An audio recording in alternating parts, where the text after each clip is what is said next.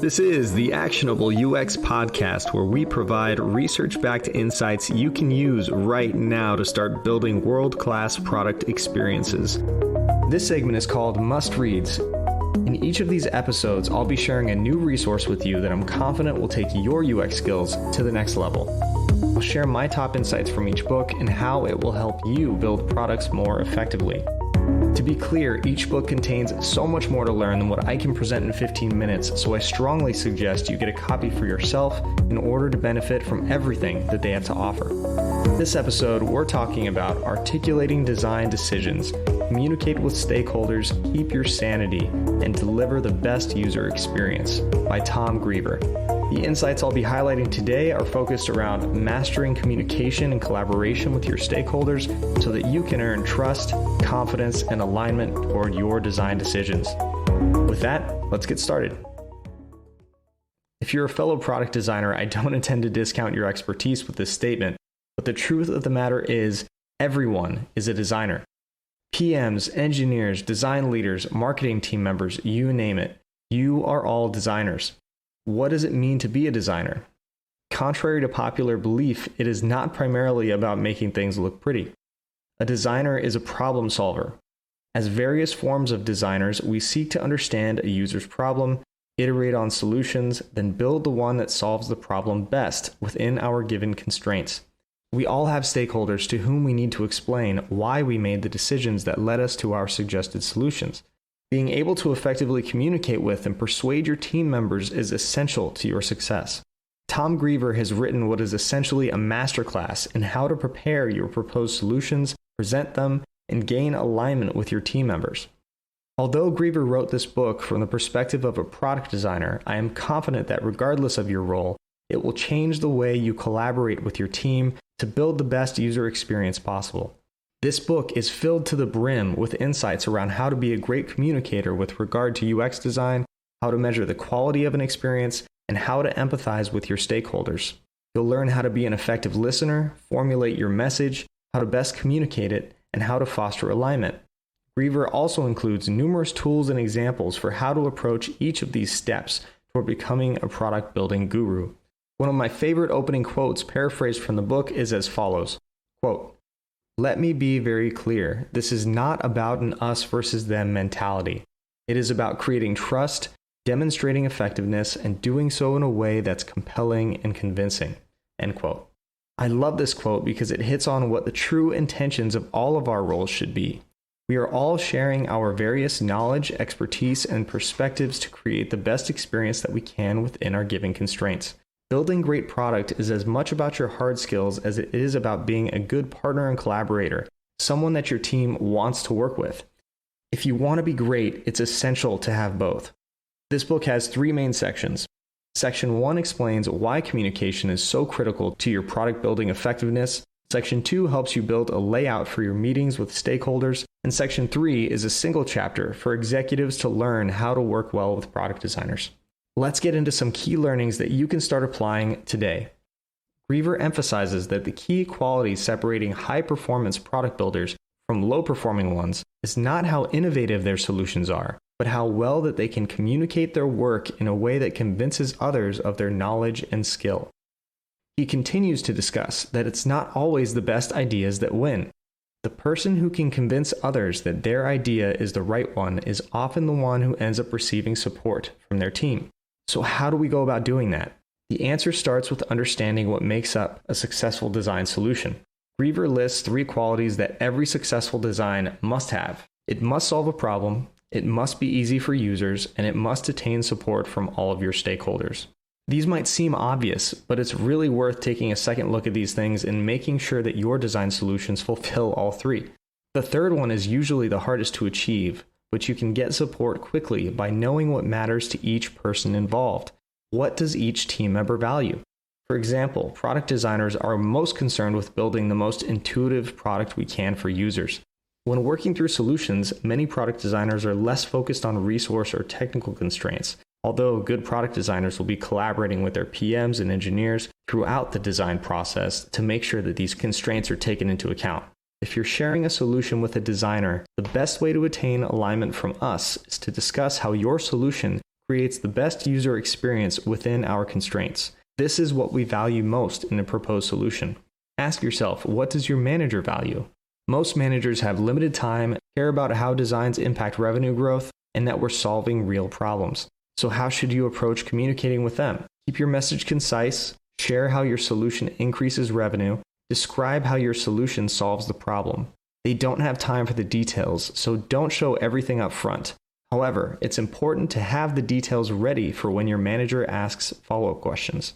How about your PMs? PMs often care about meeting the goals of the business, maximizing resources to build features according to a specific timeline, and how each design fits within the broader scope of the product. With that being the case, you can focus on how your design will impact your team's success metrics and KPIs, what you're doing to reduce engineering effort, and how they will fit in the overall product vision. What about engineers? Engineers want to build something once in the most efficient and maintainable way possible. Other team members often ask them to build things without having a clear understanding of how much technical work it's going to require. So when presenting your solutions to engineers, you want to show that you've already considered all of the possible use cases and edge cases, how your design utilizes existing patterns, and how it's going to reduce their need to hard code for specific cases.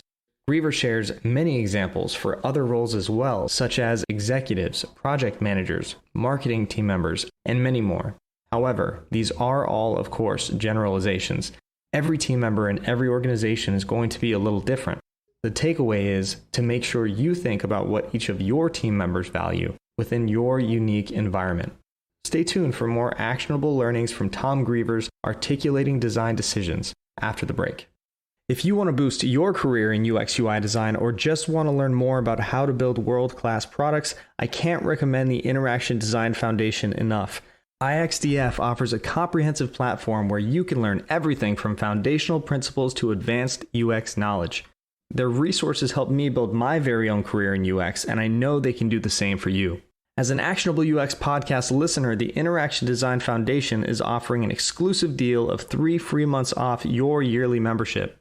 To take advantage of this killer offer, simply visit the link provided in the description of this episode or find it on our website at theactionableuxpodcast.com.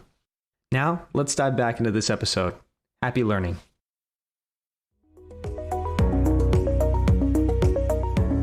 Welcome back. In the second half of this episode, I'll be sharing a little more about how Greever suggests you plan your meetings with stakeholders.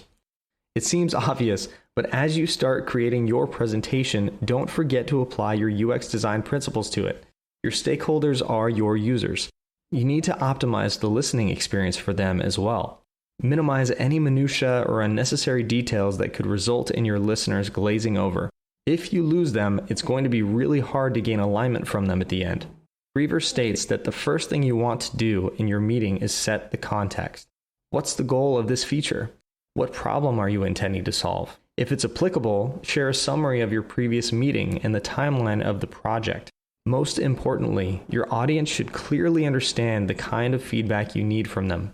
If you don't make this clear to your listeners, you are almost guaranteed to get feedback that is completely unrelated to the reason you're sharing your work. Without direction, you'll get feedback on why the button is here versus over there, or that they might not like the color of the element you chose, and so on. This is not the kind of feedback that we want. Make sure your audience knows what insights or thoughts that you need from them. This will empower them to help you improve the quality of the design solution. After you present your lead iterations and explain how they solve the problem, take this opportunity to listen attentively to their feedback. Understand the lens from which each team member is thinking about your solution, what they care about, what their goals are, and what their objections might be, especially when presenting to leadership.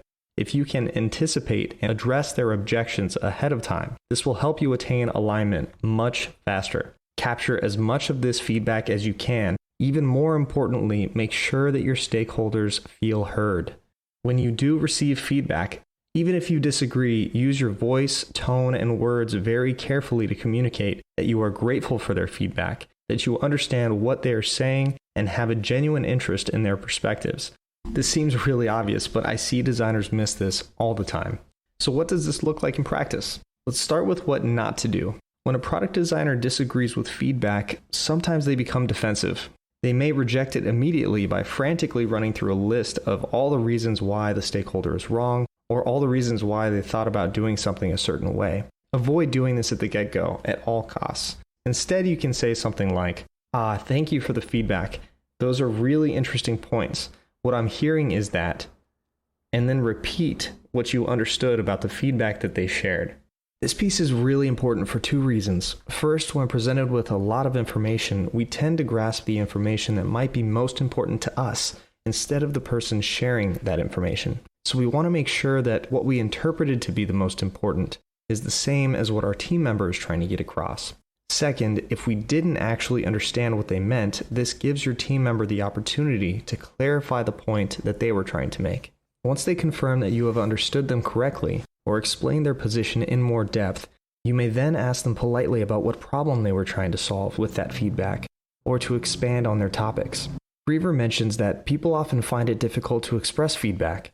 They often may just notice that something doesn't feel right. Receiving feedback like this can initially seem frustrating, but this is a huge opportunity for us to expand our empathy and our collaborative approach to getting to the best solution.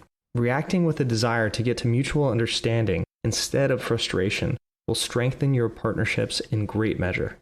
Talking about it together usually helps everyone have more clarity, which results in more helpful conclusions. When you're in a situation where a lot of opinions are being thrown around, data and research will be your saving grace. Collecting data doesn't have to be complicated. Running internal usability tests with a bunch of your colleagues or spending a little more time and effort to reach out to actual users are both powerful tools to create compelling arguments for one solution over another. Greever concludes section 2 by expanding on how to form an effective response to feedback, proposing alternatives, and many other strategies for gaining alignment. I'll leave you with one more quote from the book. Quote, "Our objective is to get support from them. Our strategy for accomplishing this is to communicate that our design solves a problem, makes it easy for users, and is better than alternatives. Building a positive, collaborative experience for our team is how we inspire trust, confidence, and alignment toward our design solutions." That's it for this episode. If you'd like to purchase a copy of Tom Greever's Articulating Design Decisions, I've included a link in the show notes. I highly suggest picking up a copy. You can find the rest of our content on our website at theactionableuxpodcast.com. If you'd like to help support the show so we can continue to help you build better products, you can do that at our Patreon, which is patreon.com/theactionableuxpodcast. Thank you for listening, and we'll see you next time.